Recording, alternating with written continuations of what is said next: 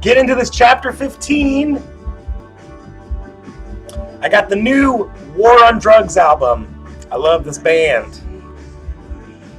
Kind of chill. Feeling like a little chill War on Drugs music this morning. All right, let's get into it. Okay, that's a great album if you like that band. Okay, cool. So let's get into this thing. Chapter 15.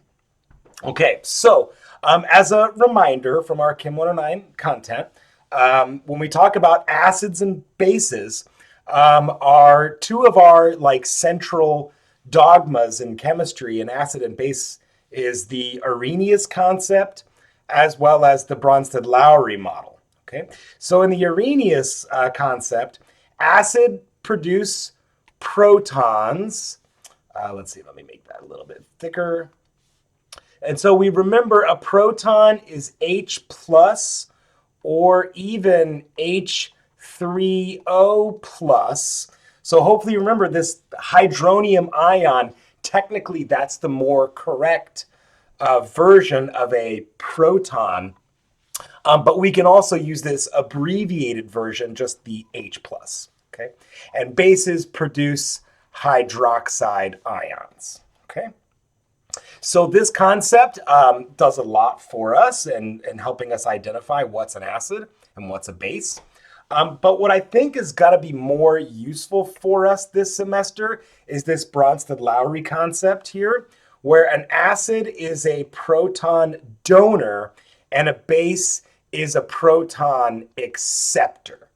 Okay, so for example, here I have HCl, hydrochloric acid, which we know is a strong acid, and it is a proton donor. And in this case, because HCl is an acid, when it reacts with water, water is acting like a base. Okay, so that means water is our proton acceptor, HCl is our proton donor. So what that means is it is going to donate a proton to this thing. So and I'll write, conveniently, there's H plus going over the arrow. Okay, so that H plus is getting donated. And not only do we add the H to the H2O to make it H3O, we also have to add the charge. So that's what, that makes this the hydronium ion. And then because the H separated from the HCl, what we're left with is Cl minus. So we could also write this reaction in the absence of water. And if we wrote this reaction in the absence of water, it would just be HCl dissociates into H plus and Cl minus, and I'll say also correct. So we could think of this as like an abbreviated shorthand notation or the net ionic equation, right? Okay, so and then now if we were, so here's another example of a strong acid. So we remember HNO3 is nitric acid, which is a strong acid.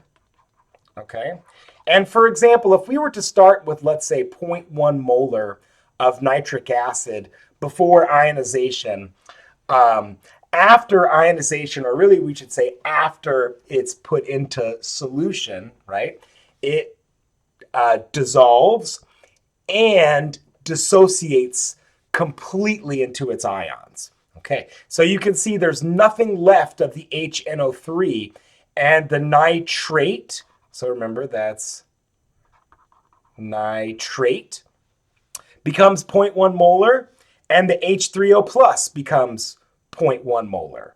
All right, and so notice here they wrote HNO3 goes to NO3 minus plus H3O plus, so they left out the H2O. So technically, you know, we should have wrote that just as H plus, which is totally okay. But now, as another example, okay, so nitric acid is HNO3, HNO2 is nitrous acid, so let's write nitric acid, which is NO2. And so we remember that NO2 minus is nitrite. NO3 minus is nitrate, okay? So, but now something different happens. For one, we notice there's an equilibrium arrow. because weak acids follow equilibria, okay? And we also note that after ionization here, look, so I'll try to kind of draw this as best as I can. Here's the 0.1 molar, and so a little bit of it has decreased, and as a result, only a little bit of nitrite and H plus is created, okay? So this is the principal difference between strong acid and weak acid. Strong acid dissociates completely, weak acid dissociates partially.